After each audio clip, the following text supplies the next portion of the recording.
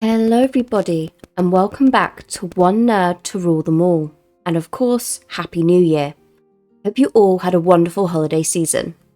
Anyway, in today's video, we are going to unpack the character who has been described to be the fairest maiden among all the children of Ilúvatar to have ever lived. Of course, we are talking about Lúthien. So, without further ado, let's get into the video. Lúthien Tinúviel was the only daughter of King Thingol of Doriath and Melian the Maya. She was said to be the fairest maiden among all the children of Ilúvatar to have ever lived, a beauty that would only appear again millennia later in Arwen. Lúthien was born during the year of the trees of the First Age, at the end of the First Age of the chaining of Melkor. She was born in the forest of Neldoreth under the stars, and Nifredal first grew at the moment of her birth. She would apparently often dance in the woods, while her friend Daron, the minstrel of Thingol, would play his flute. Daron came to love her, but while she enjoyed his company, she did not return his love. During such an occasion, she was discovered by Beren as he wandered the woods of her father's kingdom, and he instantly fell in love with her. Daron was first to spot Beren and chirped out a warning, and she hid. Whilst Beren searched for her, he accidentally laid his hand on her arm. He caught her alone some months later, and they grew to love one another.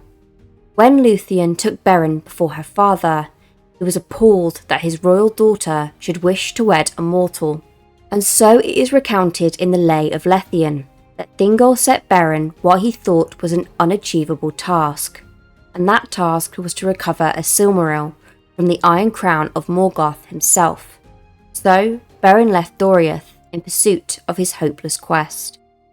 After a time, a darkness fell on Lúthien's heart, and she learned from her mother Melian what this meant. It meant that Beren had been captured by Sauron and was held in the dungeons of Tol in Gunhoth. Though Thingol sought to stop her, Lúthien set out from Doriath to rescue Beren, if she could. Passing through many adventures, she gained the help of Hun the Hound, and together they came to Sauron's Isle. She very nearly fell to the force of Sauron's hatred alone, but through her magic and Hun's strength, they defeated Sauron and rescued Beren. Eventually, Beren set out for Angband once again, but this time Lúthien would accompany him. Through Lúthien's powers, they passed the gates of Angband and the great wolf Kakarroth that guarded them. Coming before the Dark Throne itself, Morgoth prepared to have both of them captured and killed. But Lúthien wove a spell and conducted a dance that put even Morgoth and his court into a deep sleep, and Beren cut a Silmaril from the Iron Crown. Returning to the gates, they found that Kakarroth barred their escape. Lúthien had been drained of her strength after putting the slumber over Angband, and could not fight against the werewolf. Beren held up the hallowed jewel to protect them, but the monstrous wolf bit off his hand, and with it consumed the Silmaril. But the Silmarils were blessed by Vada herself, so that any unclean flesh that touched them would be withered and burnt. The wolf's innards were consumed with that burning, and it ran howling into the south. Before the servants of Morgoth awakened beneath the mountains to pursue them, 3 great eagles came to the aid of Beren and Lúthien, bearing them away from Thingordrim. Lúthien healed Beren, and they came at last back to her father's halls in Menegroth. There they heard tidings of the maddened wolf that had entered Thingol's realm, and Beren set out with the kings of the hunting of the wolf. After nightfall they returned.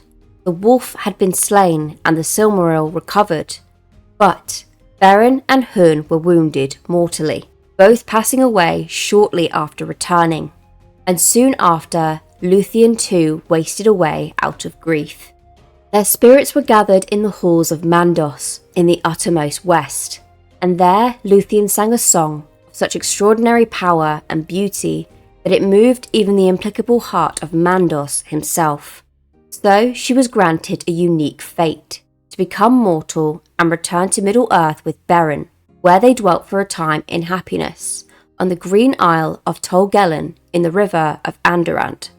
The land surrounding the isle were later known as Dorfinin ein Gunnar, land of the dead that lived. After the destruction of Doriath, Beren participated in battle for the last time. He ambushed the rooting dwarves, and in the process also acquired the Silmaril he once took from Morgoth's crown.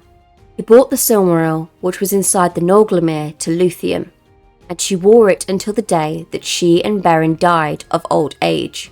It is said that their deaths came quicker than expected because of the Silmaril. After their death, the Silmaril was passed to their son Dior, which caused the second kinslaying. Among the children of Ilúvatar, the final death of Beren and Lúthien is accounted in 503 of the First Age, for in that year Dior received the Silmaril in Doriath, and it was taken as a sign of his parents' death. In truth, the date of their deaths is unknown, but none saw them leave this world or marked where their bodies lay. Lúthien was largely inspired by Edith Bratt, and when she died, Tolkien asked his son Christopher to include Lúthien in her gravestone, as he considered her my Lúthien. Tolkien wrote many letters, and in letter 340 he wrote, "I never called Edith Lúthien, but she was the source of the story that in time became the chief pan of the Silmaril.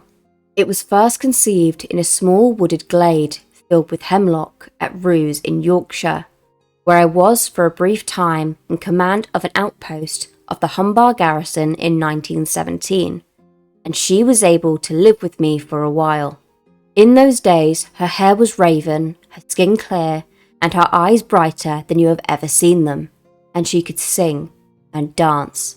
But the story has gone crooked, and I am left, and I cannot plead before the inexorable Mandos." This brings us to the end of today's video, and also to a little announcement. My partner Rothmer and I have been working on another channel together. It's called Nerdy Miniatures, and we will be discussing, building and painting Warhammer minis before battling them against each other. For my Lord of the Rings lovers, that I know you guys are, we will also be covering aspects of the Middle-earth strategy battle game, starting with the Siege of Edoras during the War of the Rohirrim. So if this sounds like something you guys would be into, then please click on the link in my description to subscribe to the channel. Anyway, that'll be it from me. Hope you have a wonderful day or night wherever you are. Bye for now.